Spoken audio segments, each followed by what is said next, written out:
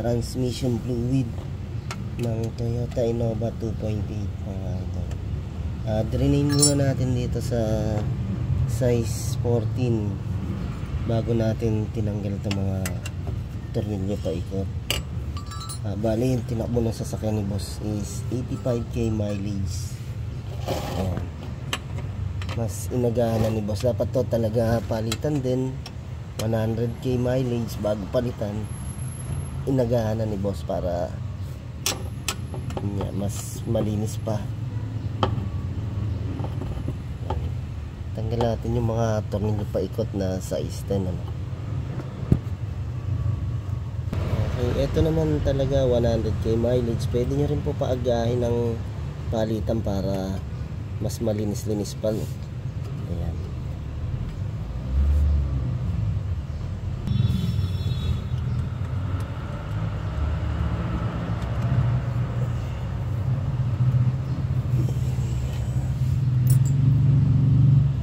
Ayan guys, tanggalan natin yung pinaka oil pan.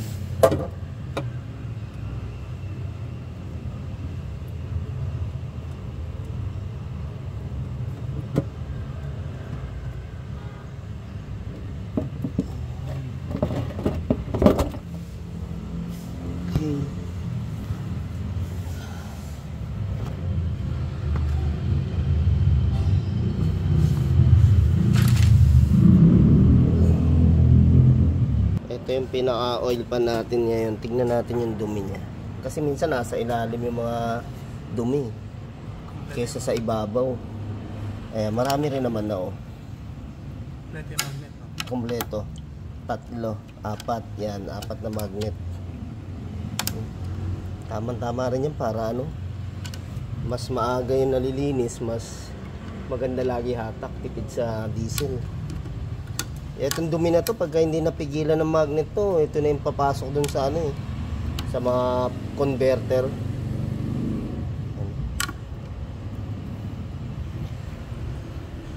Yung ATF talagang okay pa din naman.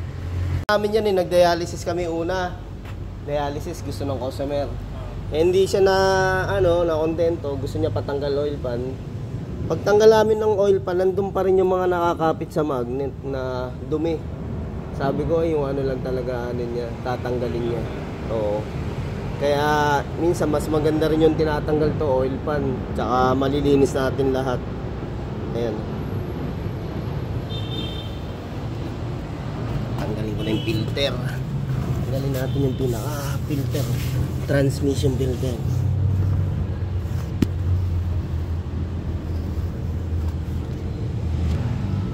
Ay mga idol, yung sa filter natin, size 10 lang yung tornilyo rito para matanggal nga natin tong pinaka-transmission filter na to.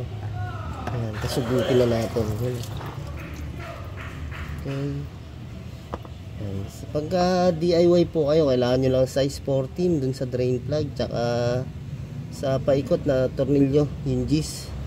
Tapos yung tornilyo natin sa filter din, Gis din. Ito kung di tayo magpapalit ng transmission filter, yung o-ring ingatan din po natin. Ayan. Ibalik natin dito sa pinaka filter.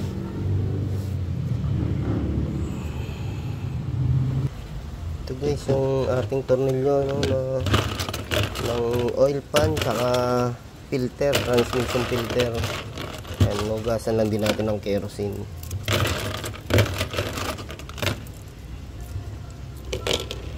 Tapos yun nga mga idol, kung ayaw nyo naman sabi nga ni boss, dialysis, 18 liters ang kailangan.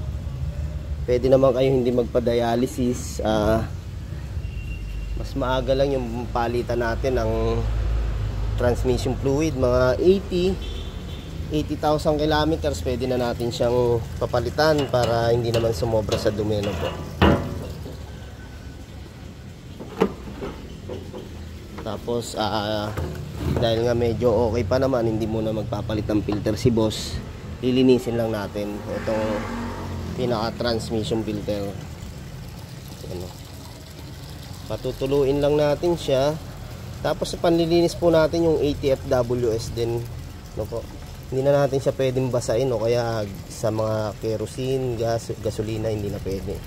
Mas maganda yung ATF lang pang flashing natin sa kanya. Tapos syempre yung oil pan natin. Yun. Tapos yung gasket mga idol, ano, hindi rin natin pinapalitan basta-basta yan. Okay pa yan. Okay, bali niya inugasan natin ng kerosene mga idol. Lalabahan na po natin siya ngayon. Gagamit tayo ng surf powder. Yan.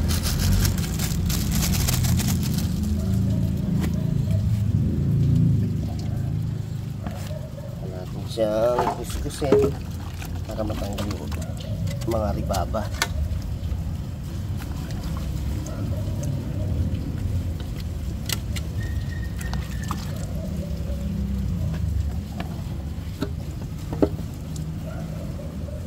Ito yung gasket natin, no. Yan.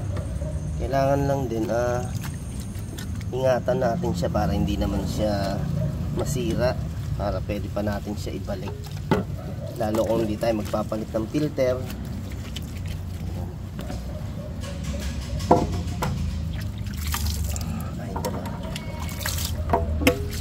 Gagamit tayo ng degreaser para pumuti-puti naman. Gamitan natin siya ng degreaser.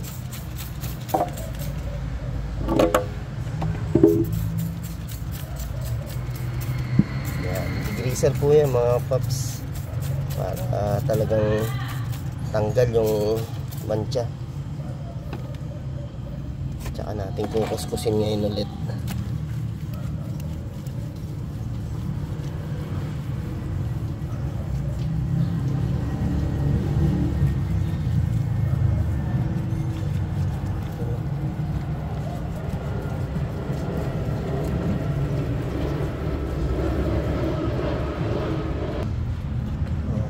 Tatanggalin natin yung pinaka gasket, ano, para matutuyo natin siya maigi.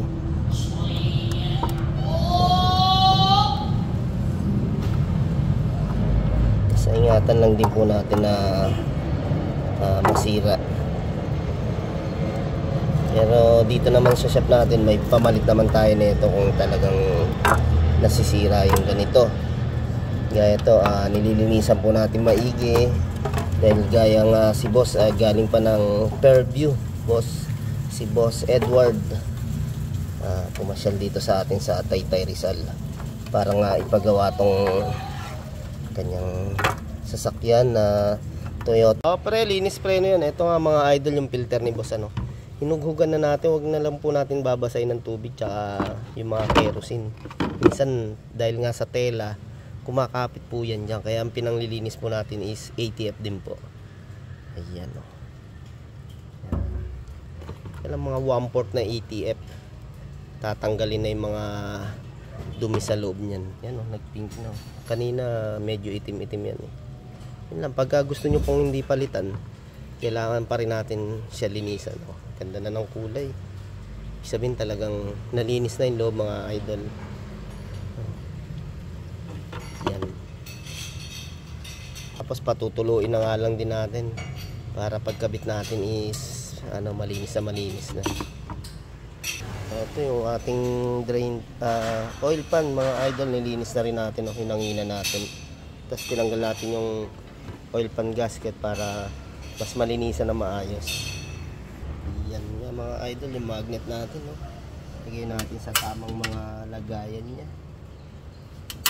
Binalik na natin yung pinaka gasket, ano, yung saktong dapat para hindi siya mag-leak. Kabit na natin yung pinaka filter. Yung mga paps, yung o-ring huwag natin kalimutan. Tatlong size 10 na mga idol yung ating pinaka-parinyo rito sa filter. Ayan, ikita na nga natin.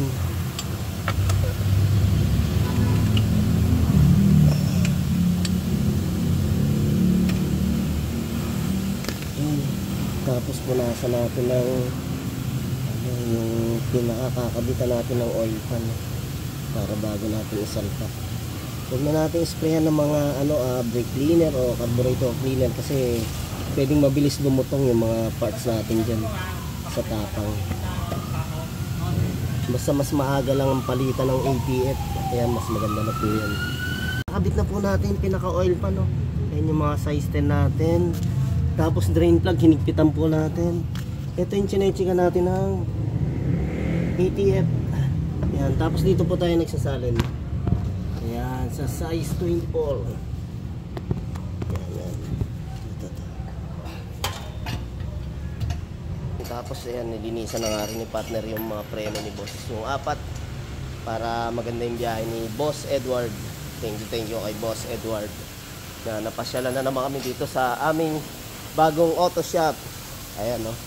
Idol, si boss laging nagla-like sa video natin to eh. Kaya gumagamit tayo mga idol ng hose, pagsalin natin ng ATF. Saktong 4 liters po yung nailalagay natin dito sa 2.8 na Toyota Innova. Natin kay Idol Edward.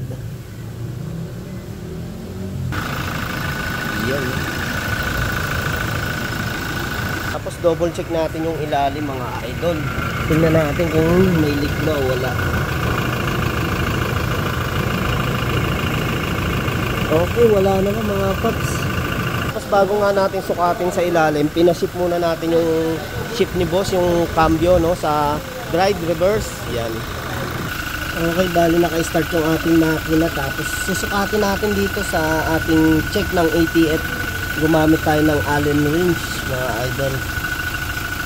Yan. Ay, ang gulo. Pag nakita natin na tumulo ito, sakto sa level yan. Yan, okay. Meron na. Okay mga idol. Tumulo, sakto lang po sa level yan. Na magandang gawin natin mga idol, shift mo muna natin sa drive reverse para bago natin i-check yung ATF fluid. Para sakto sa level, po.